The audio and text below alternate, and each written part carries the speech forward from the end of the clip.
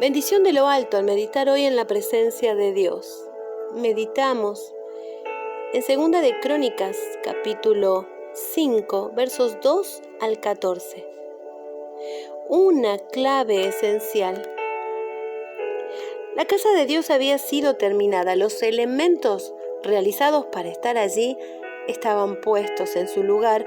Hasta el último detalle había sido concretado.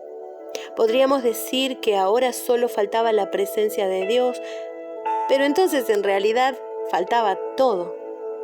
No sería casa de Dios si Dios no la habitaba. No era templo de Dios si su presencia no estaba allí. Y sucedió.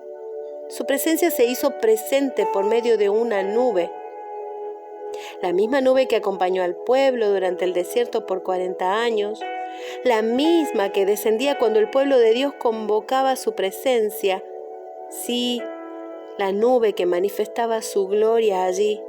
La nube hacía visible la presencia de Dios. Era una especie de niebla espesa y grisácea. ¿Cómo es Dios según esta porción?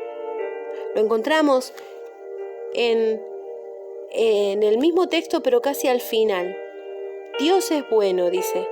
Su misericordia es para siempre. Su presencia es gloriosa. Aleluya. ¿Qué aprendemos de esta porción? Aprendemos que la presencia de Dios está cuando sus hijos son convocados. Está en esa obediencia de ser convocados y asistir.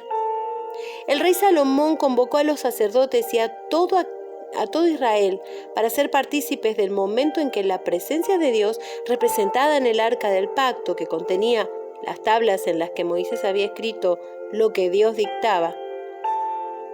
Amados, este acontecimiento es una clara tipología de la convocatoria de los cultos del pueblo de Dios hoy, donde el pueblo rescatado, redimido por Cristo, es convocado para estar juntos en la presencia de Dios y escuchar su palabra. Oh, sí.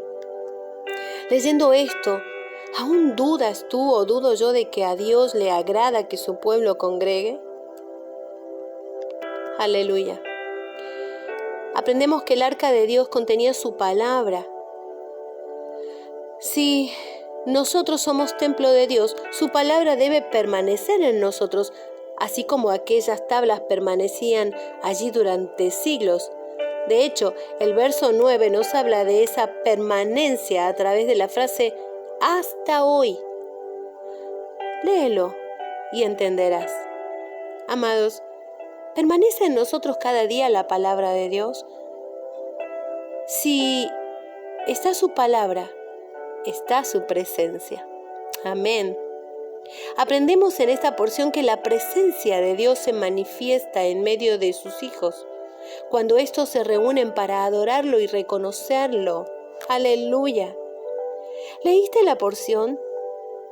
Entonces sabrás que la presencia de Dios no se manifestó con poder por medio de la nube, sino hasta que sacerdotes, adoradores y el pueblo todo se hizo presente en la casa. No fue cuando pusieron los elementos valiosos, ni siquiera cuando pusieron el arca, sino que su presencia se hizo evidente y manifiesta cuando el pueblo en unidad de espíritu adoró, alabó y reconoció su gloria, soberanía, misericordia y bondad.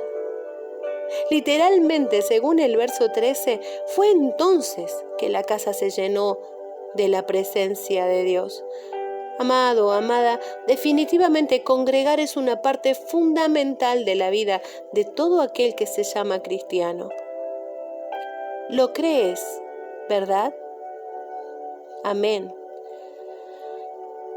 ¿Hay algo que imitar en esta porción? Sí, lo hay. Primero, la respuesta inmediata a la convocatoria del rey por parte de los sacerdotes, del grupo de alabanza y todo el pueblo de Dios. Nadie se resistió, nadie se excusó, nadie. Me atrevería a decir que esto además suena a una seria exhortación para nosotros.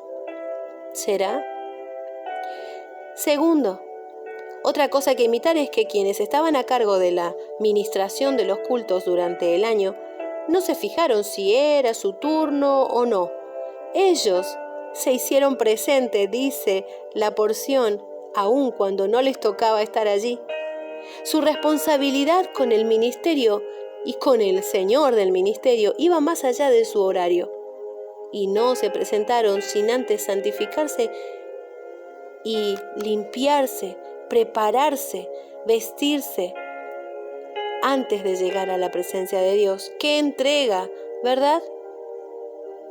Estaban vestidos para la ocasión, aun cuando no les tocaba estar en la ocasión. Tercera acción a imitar. Podríamos también imitar que todos tenían una razón en común al alabar, adorar y acudir a la convocatoria de la casa de Dios. Y esta razón está expresada en el verso 13. Ellos cantaban a una, alababan y daban todos gracias a Dios. ¿Sabes? Yo soy parte del ministerio de alabanza de nuestra iglesia. Toco el teclado y canto. Y tengo que decirte que hay oportunidades, no siempre, pero hay oportunidades en que desde adelante se puede oír las diferentes voces de los hermanos adorando. Se oyen con fuerza y ánimo contagioso. Oh, no puedo explicarte lo que eso nos hace sentir a los que estamos al frente. Y pienso que algo así debe haber sucedido aquel día. Puedo entender el estímulo que sentirían los que tocaban instrumentos, porque, ¿sabes?, la alabanza es contagiosa. Y el agradecimiento a Dios también debería serlo. Amén. Amado, amada que meditas hoy conmigo, al leer esta porción hoy, no pude evitar tener este pensamiento.